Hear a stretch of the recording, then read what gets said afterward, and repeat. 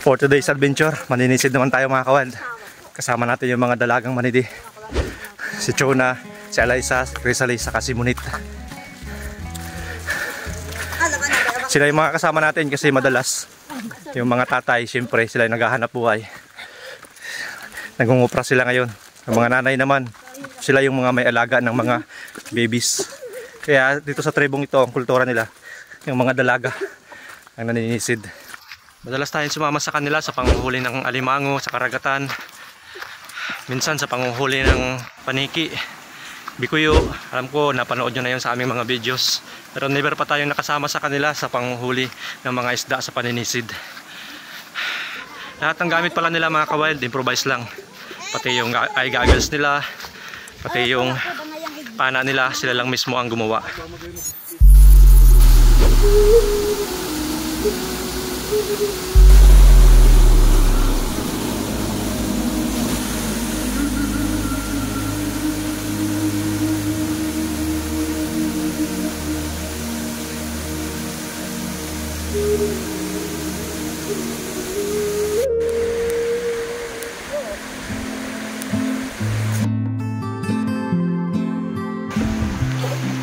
Lain!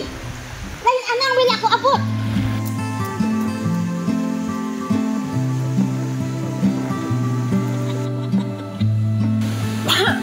Huli oh! Ah, laki, huli!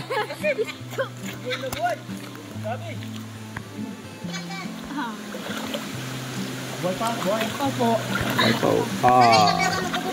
Okay.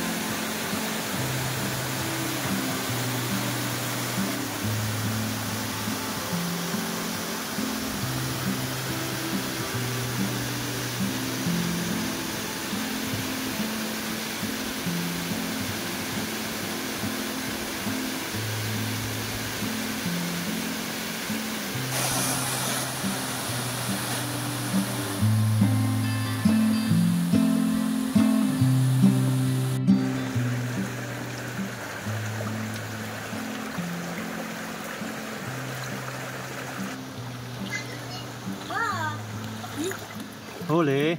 Aba, ayos ah. Sisid si Ate Munit. Ayos Ate Munit, thank you. Parang good.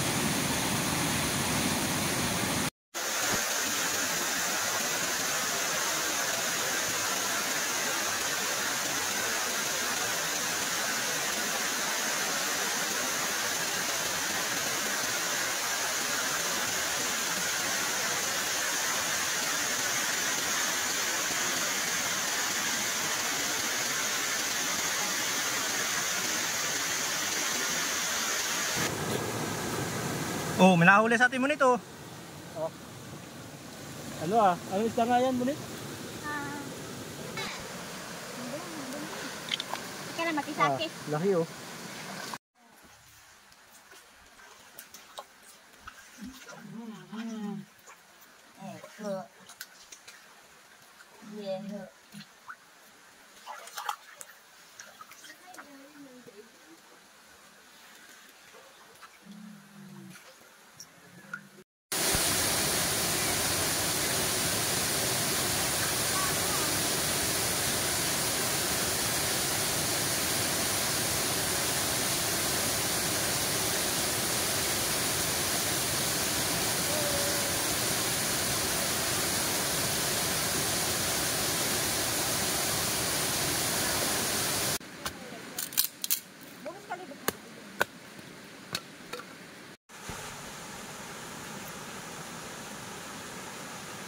Ay, screenshot siya. Oh, nagkibkibig pa. Buhay. Buhay pa. Oh.